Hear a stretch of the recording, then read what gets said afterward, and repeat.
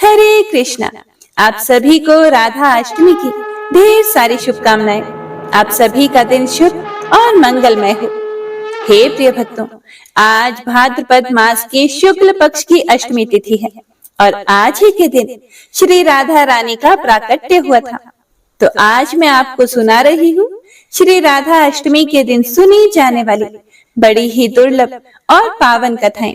आप सभी से विनम्र निवेदन है कि इन कथाओं को बड़ी ही श्रद्धा और प्रसन्नचित मन से पूरा अवश्य सुनिएगा, क्योंकि इन कथाओं को सुनने से मनुष्यों की सभी मनोकामनाएं पूर्ण हो जाती हैं तथा पाप और संकट कट जाते हैं। ब्रह्म वैवर्त पुराण के अनुसार रा का अर्थ है पाना और धा का अर्थ है मोक्ष, अर्थात श्री राधा जी के नाम जप से ही श्री कृष्ण और मोक्ष की प्राप्ति हो जाती है। पौराणिक कथाओं के अनुसार राधा माता गोलोक में श्री कृष्ण जी के साथ निवास करती थी। एक बार देवी राधा गोलोक से कहीं बाहर गई हुई थी। जब वह वापस आई तो उन्होंने देखा कि कृष्ण भगवान गोलोक में नहीं है। उस समय भगवान श्री कृष्ण अपनी एक सखी विरजा के साथ गोलोक में घूम रहे थे। ये बात जब राधा जी को मालूम हुई तो उन्हें बड़ा गुस्सा आया और वे सीधे उनके पास पहुंच गए और वहां पहुंचकर उन्होंने भगवान श्री कृष्ण को काफी भला बुरा कहा। राधा जी का यह व्यवहार भगवान श्री कृष्ण के मित्र श्री दामा को बहुत बुरा लगा और उन्होंने राधा जी को पृथ्वी पर जन्म लेने का श्राप दे दिया। राधा रानी को इतने गुस्से में देखकर कृष्ण भगवान की सखी विरजा भी वहां से चली गई। इस रात के बाद राधा ने बदले में श्री दामा को श्राप देते हुए राक्षस कुल में जन्म लेने का श्राप दे दिया। राधा रानी के द्वारा दिए गए श्राप के कारण ही श्री दामा का जन्म शंखचूड़ दानव के रूप में हुआ था। दानव कुल में जन्म लेने के बाद भी भगवान विष्णु का अनन्य भक्त बना।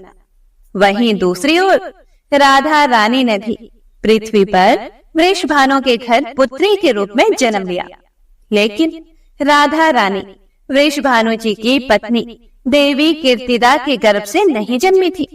दरअसल जिस समय श्री दामा और राधा रानी ने एक दूसरे को श्राप दिया था, तब भगवान श्री कृष्ण जी ने राधा रानी से कहा कि आपको पृथ्वी पर देवी कीर्ति और वृषभानु जी के पुत्री के रूप में रहना है।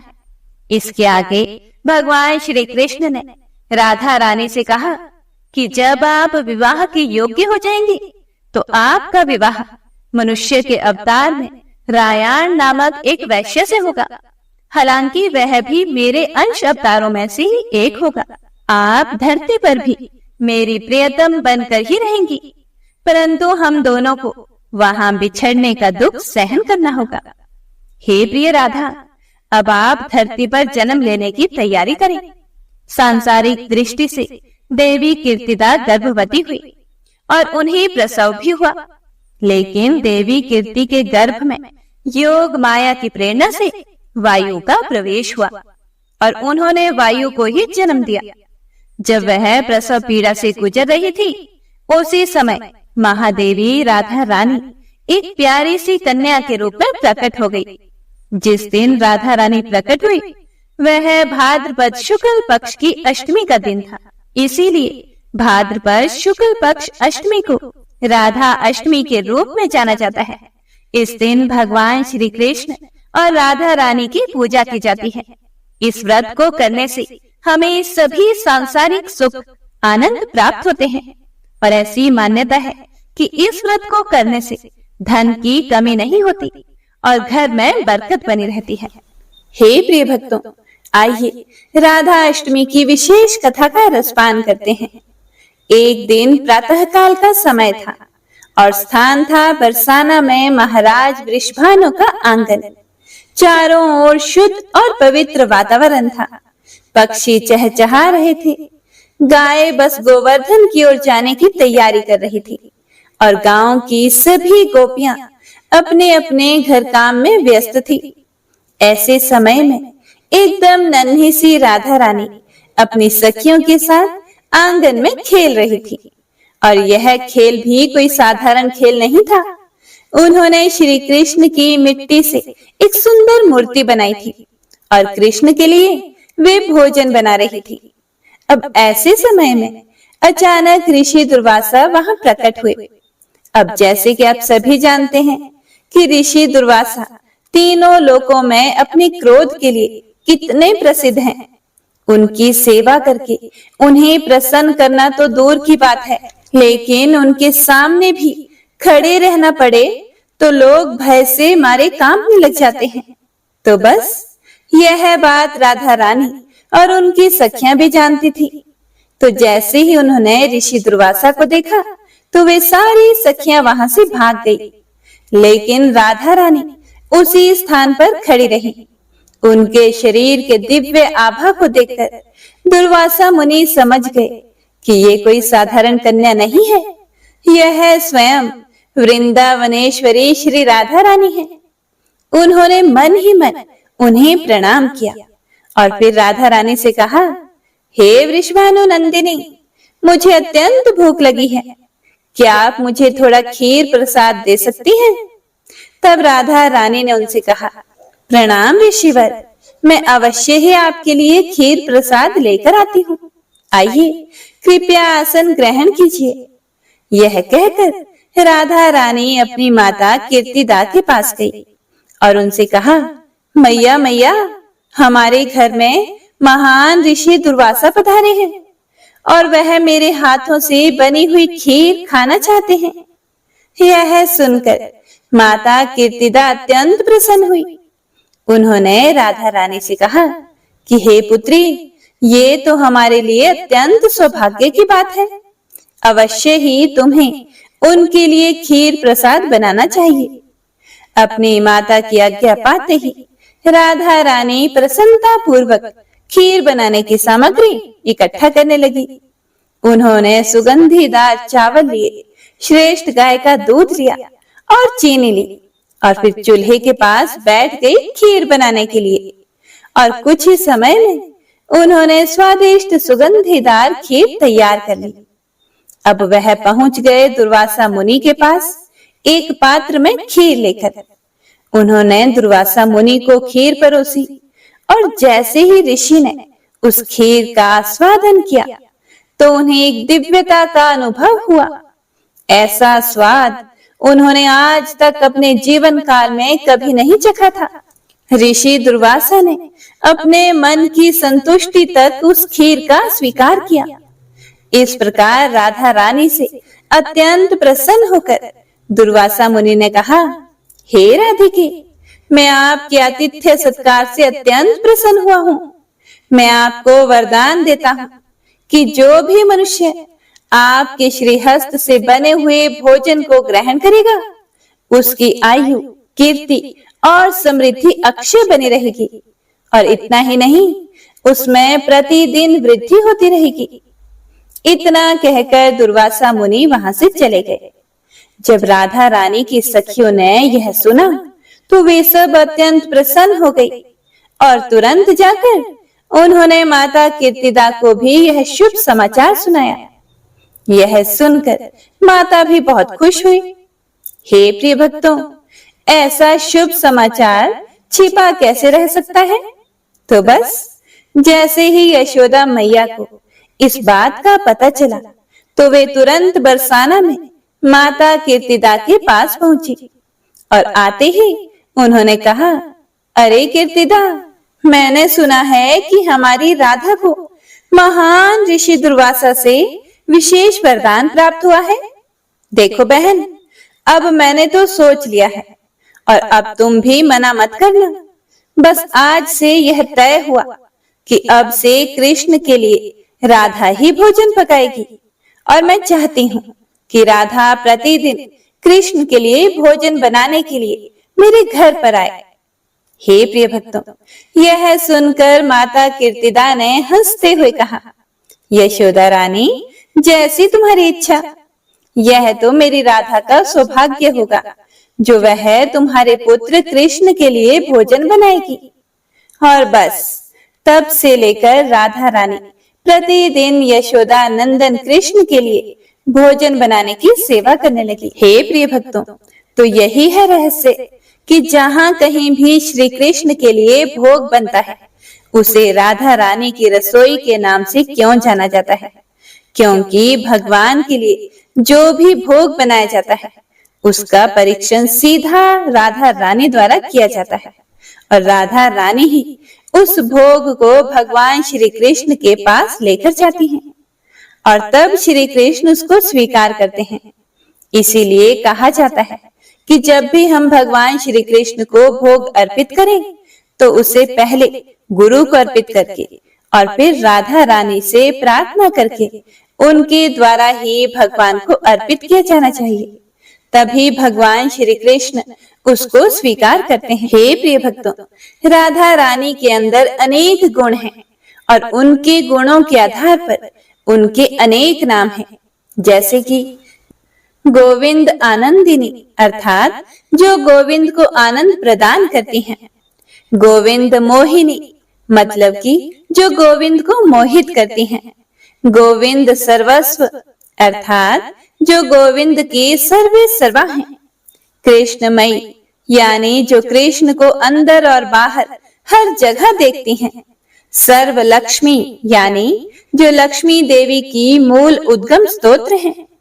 पुराणों में उन्हें राधिका के नाम से भी जाना जाता है, यानी कि जो भगवान श्री कृष्ण की सर्वश्रेष्ठ आराधना करती हैं। तो यह थी विशेष राधा अष्टमी कथा। हे प्रिय भक्तों, तो आइए अब श्री राधा रानी के अवतरण की कथा सुनते हैं। सुचंद्र राजा नृग के पुत्र थे। परम सुंदर सुचंद्र चक्रवर्ती नरेश थे। उन्हें साक्षात भगवान का अंश माना जाता है। पूर्व काल में पितरों के यहाँ 3 मानसी कन्याएं उत्पन्न हुई थी। वे सभी परम सुंदरी भी थी। उनके नाम थे कलावती, रतनमाला और मेनका। पितरों ने स्वेच्छा से ही कलावती का हाथ श्री हरि के अंशभूत बुद्धिमान सुचंद्र के हाथ में दे दिया और रतनमाला को विंध्यराज के हाथ में और मेनका को हिमालय के हाथ में अर्पित कर दिया और साथ ही विधि पूर्वक दहेज की वस्तुएं भी दी। और मेनका के गर्भ से पार्वती जी प्रकट हुई। इन दोनों देवियों की कथाएं पुराणों में प्रसिद्ध हैं। उसके बाद कलावती को साथ लेकर महाभाग सुचंद्र गोमती के तट पर नैमिष नामक वन में गए। उन्होंने ब्रह्मा जी की प्रसन्नता के लिए वहां तपस्या आरंभ की। वह तप देवताओं के कालमान से 12 वर्षों तक चलता रहा। तब ब्रह्मा जी वहां पधारे और बोले कि वर मांगो। राजा के शरीर पर दीमकें चढ़ गई थी। ब्रह्मवाणी सुनकर वे दिव्य रूप धारण करके दीमकों की बांबी से बाहर निकले। उन्होंने सर्वप्रथम ब्रह्मा जी को प्रणाम किया और कहा कि मुझे दिव्य अपराध पर मोक्ष प्राप्त हो। राजा की बात सुनकर साध्वी रानी कलावती का मन बड़ा दुखी हुआ। इसीलिए उन्होंने ब्रह्मा जी से कहा, हे पितामह, पति ही नारियों के लिए सर्वोत्कृष्ट देवता माना गया है। यदि ये मेरे पति देवता मुक्ति प्राप्त कर रहे हैं, तो मेरी क्या गति होगी? इनके बिना मैं जीवित नहीं रहूंगी। यदि आप इन्हें मोक्ष देंगे, तो मैं पति सहचर्य में विच्छेद के कारण विवल होकर आपको श्राप दे दूंगी। ब्रह्मा जी ने कहा कि हे देवी, मैं तुम्हारे श्राप के भय से अवश्य डरता हूँ, किंतु मेरा दिया हुआ वर कभी भी विफल नहीं हो सकता। इसीलिए तुम अपने प्राण पति के साथ स्वर्ग में जाओ। वहां स्वर्ग सुख भोग कर कालांतर में फिर पृथ्वी पर जन्म लोगी। द्वापर के अंत में भारतवर्ष में गंगा और यमुना के बीच तुम्हारा जन्म होगा। तुम दोनों से जब परिपूर्ण भगवान की प्रिया साक्षात श्री राधिका जी पुत्री रूप में प्रकट होंगी, तब तुम दोनों साथ ही मुक्त हो जाओगे। इस प्रकार ब्रह्मा जी के दिव्य एवं अमोघ वर से कलावती और सुचंद्र दोनों की भूतल पर उत्पत्ति हुई। हे प्रिय भक्तों, वे ही कीर्तिदा तथा श्री वृष भानु हुए हैं। कलावती कन्नौज में राजा भलंदन के यज्ञ कुंड से प्रकट हुई। उस दिव्य कन्या को अपने पूर्व जन्म की सारी बातें याद थी और सुरभानु के घर सुचंद्र का जन्म हुआ। उस समय वे श्री वृषभानु नाम से विख्यात हुए। उन्हें भी पूर्व जन्म की स्मृति बनी रही। वे गोपों में श्रेष्ठ होने के साथ ही दूसरे कामदेव के समान परम सुंदर थे। परम बुद्धिमान नंदराज जी ने इन दोनों का विवाह संबंध जोड़ा। उन दोनों को पूर्व जन्म की स्मृति भी थी, इसीलिए वे एक दूसरे को चाहते थे और दोनों की इच्छा से ही ये संबंध हुआ। श्री कृष्ण जी ने अपनी तेजोमय पराशक्ति श्री राधा का वृषभानु की पत्नी कीर्तिदा रानी के गर्भ में प्रवेश करवाया। वे श्री राधा निकुंज प्रदेश के एक सुंदर मंदिर में अवतीर्ण हुई। उस समय भाद्रपद का महीना था। शुक्ल पक्ष की अष्टमी तिथि एवं सोम का दिन था। मध्याह्न का समय था और आकाश में बादल छाए हुए थे। देवगण नंद नवन के भव्य फूल लेकर भवन पर बरसा रहे थे। उस समय श्री राधिका जी के अवतार धारण करने से नदियों का जल स्वच्छ हो गया। संपूर्ण दिशाएं प्रसन्न निर्मल हो उठी। कमलों की सुगंध से व्याप्त शीतल वायु मंद गति से प्रवाहित हो रही थी। शरद पूर्णिमा के चंद्रमाओं से भी अधिक अभिराम कन्या को देखकर गोपी कीर्तिदा आनंद में निमग्न हो गई। उन्होंने मंगल कृत कराकर पुत्री के कल्याण की कामना से आनंददायिनी 2 लाख उत्तम गाय ब्राह्मणों को दान दी, जिनका दर्शन बड़े बड़े देवताओं के लिए भी दुर्लभ है। तत्वज्ञ मनुष्य सैकड़ों जन्मों तक तप करके भी जिनकी झांकी नहीं पाते, वे ही श्री राधिका जी जब वृषभानु के यहाँ साकार रूप से प्रकट हुई और जब उनका लालन पालन करने लगी, तब सर्वधारण एवं सुंदर रत्नों से खचित चंदन निर्मित तथा रतन किरण मंडित पालने में सखी जनों द्वारा नित्य झुलाई जाती हुई श्री राधा रानी प्रतिदिन शुक्ल पक्ष के चंद्रमा की कला की भांति बढ़ने लगी। तो बोलिए श्री राधा कृष्ण भगवान की जय। बोलिए श्री वृषभानु दुलारी की जय। हे प्रिय भक्तों, आइए अब मनोकामनाओं को पूरी करने वाली राधा अष्टमी की बड़ी ही सुंदर कथा को सुनते हैं। आप लोग बड़ी ही श्रद्धा से कथा को पूरा सुनिएगा। किसी गांव में रमा नाम की एक स्त्री रहती थी। उसकी शादी को 5-6 साल हो गए थे, लेकिन अभी तक उसके कोई संतान नहीं थी। इस वजह से वह थोड़ा सा दुखी रहती थी। एक बार श्री राधा अष्टमी का उत्सव आया और गांव की कुछ औरतें बरसाना जा रही थी। औरतों ने रमा से कहा कि तुम भी बरसाना चलो। राधा रानी तो बड़ी दयालु हैं, वह अवश्य ही तुम्हारी गोद भी भरेंगी। वह स्त्री कई दिनों से घर से बाहर नहीं निकली थी, मतलब कि रमा आज तक कभी भी 7-8 दिन अपने घर से बाहर नहीं रही थी। इसीलिए उसके पति और सास ने भी उसे जाने की आज्ञा दे दी। बस उसने मन में ठान लिया कि राधा रानी मेरी गोद जरूर भरेंगी। जिस दिन उसे जाना था उसी दिन उसके पैर में चोट लग गई, चला भी नहीं जा रहा था। फिर भी वह स्त्रियों के संग यात्रा पर चल पड़ी। सारे रास्ते ट्रेन में राधा कृष्ण का जाप कीर्तन करते हुए गए। इस प्रकार सभी स्त्रियों के साथ वह बरसाना पहुंच गई और सभी नहा धोकर राधा जी के मंदिर में जाने के लिए तैयार हो गए। हे प्रिय भक्तों, राधा जी के महल में जब जाते हैं तो ऊपर बहुत सी सीढ़ियां चढ़नी पड़ती है। वह जैसे ही सीढ़ियां चढ़ने लगी तब वह स्त्रियों को बोली कि तुम लोग आगे आगे चलो, मैं थोड़ा धीरे धीरे सीढ़ियों से आ रही हूँ। मेरे पैर में चोट लगने की वजह से मुझसे चला नहीं जा रहा। 2-4 सीढ़ियां चढ़ने के बाद उसका पैर मुड़ गया और वह नीचे गिरने लगी।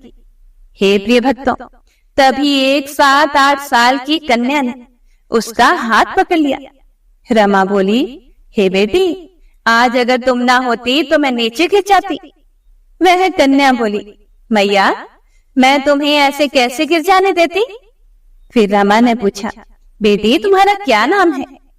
वह बोली, लाडो नाम है मेरा, यहीं पास में रहती हूँ। वे दोनों सीढ़ियों पर बैठ गए। लाडो कहने लगी, मैया, मेरे लिए क्या लाई हो? रमा ने सोचा, ना कोई जान पहचान और लाडो ऐसी बात कर रही है। फिर रमा ने कहा कि लाडो, मैं कल तुम्हारे लिए कुछ ना कुछ अवश्य लेकर आऊंगी, तुम्हें क्या पसंद है?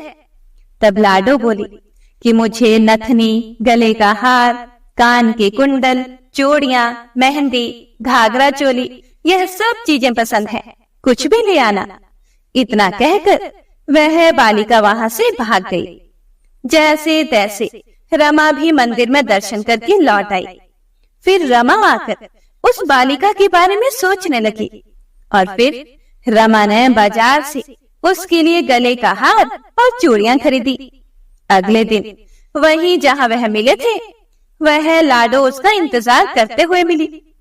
फिर लाडो रमा को उसी जगह मिली।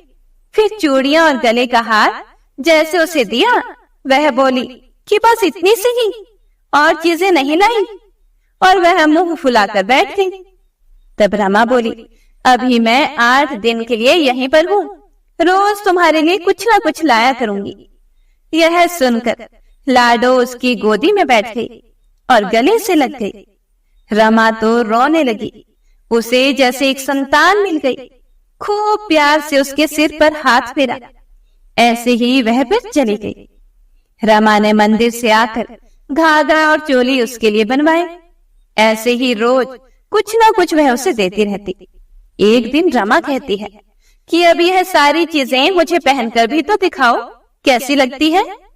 लाडो बोली, कल राधा अष्टमी है, कल पहनूंगी। इस बार लाडो के साथ एक लड़का भी था। उसे देखकर रमा ने कहा कि आज पता नहीं क्यों मेरे मन में क्या आया, मैंने एक धोती और मुकुट मोर वाला लिया है, क्या मैं इसे दे दूं? लाडो बोली, यह कनुआ है, मेरे साथ ही रहता है, हाँ तुम इसे दे दो। ऐसा कहकर वे दोनों सामान लेकर चले गए। हे प्रिय भक्तों, अगले दिन राधा अष्टमी थी। जब रमा सीढ़ियों पर आई, वहां उसे आज कोई भी नहीं मिला, ना वो लाडो और ना ही वह लड़का। बहुत इंतजार के बाद जब रमा मंदिर में पहुंची तो वहां बहुत भीड़ थी। कीर्तन और नृत्य भी हो रहा था। फिर भी किसी तरह भीड़ को चीरती हुई वह आगे पहुंची और वहां देखकर राधा जी को जब देखा और ठाकुर जी को देखा, रमा ने जो जो चीजें लाडो को दी, वही सारा सामान सब जो वह लाई थी, वह राधा रानी और कृष्ण भगवान ने धारण किया हुआ था। वह पत्थर सी हो गई, आंखों से आंसू बहने लगे। बात समझते उसे देर न लगी कि वह लाडो राधा जी और कनुआ कृष्ण जी हैं। स्वयं जगत के पालनहार उसके पास आते थे। राधा जी उसकी गोदी में बैठती थी और उसे मात्र सुख प्रदान करती थी।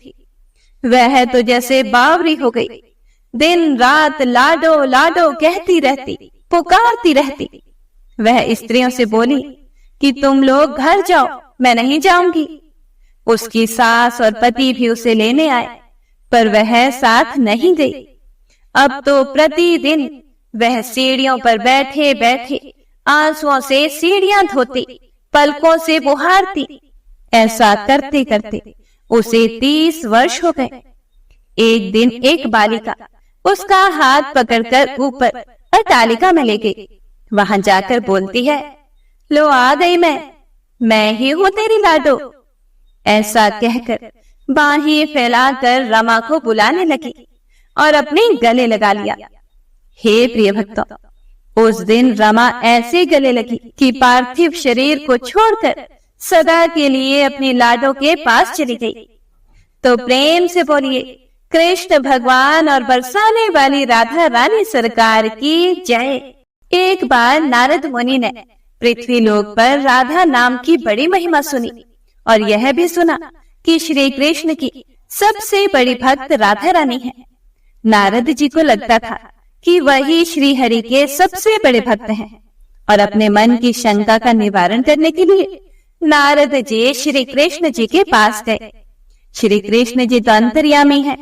वे समझ गए कि नारद जी के मन में क्या शंका चल रही है।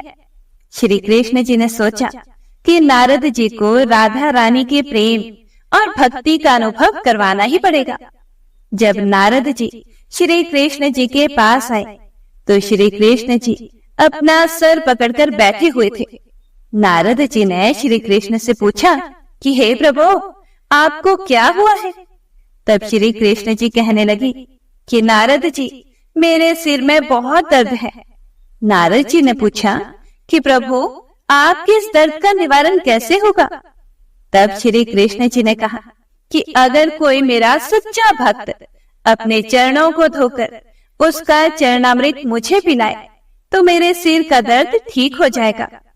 फिर नारद जी सोचने लगे कि मैं श्री हरि का सच्चा भक्त हूँ, लेकिन श्री कृष्ण को अपने चरणों का चरणामृत पिलाने से मुझे नरक तुल्य पाप लगेगा, इसीलिए ऐसा पाप मैं अपने सिर पर नहीं ले सकता। नारद जी ने रुक्मणी जी से और बाकी रानियों से भी इस समस्या को सुनाया, लेकिन कोई भी इस पाप को अपने सिर पर लेने के लिए तैयार नहीं हुआ। नारद जी को फिर राधा रानी की याद आई कि वह भी तो श्री कृष्ण की सच्ची भक्त हैं। यह सोचकर नारद जी ने जाकर सारा प्रसंग राधा रानी को सुनाया। राधा रानी ने उसी समय एक बर्तन में जल लेकर अपने चरणों को धोकर वह जल नारद जी को दिया और कहा कि जल्दी से जाकर इसे श्री कृष्ण जी को दे देना। राधा रानी नारद जी से कहने लगी कि मैं जानती हूँ कि इस बात के लिए मुझे नरक तुल्य पाप लगेगा।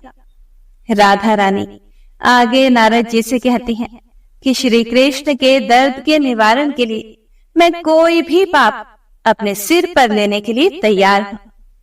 नारद जी श्री कृष्ण जी के पास गए और श्री कृष्ण मंद मंद मुस्कुरा रहे थे।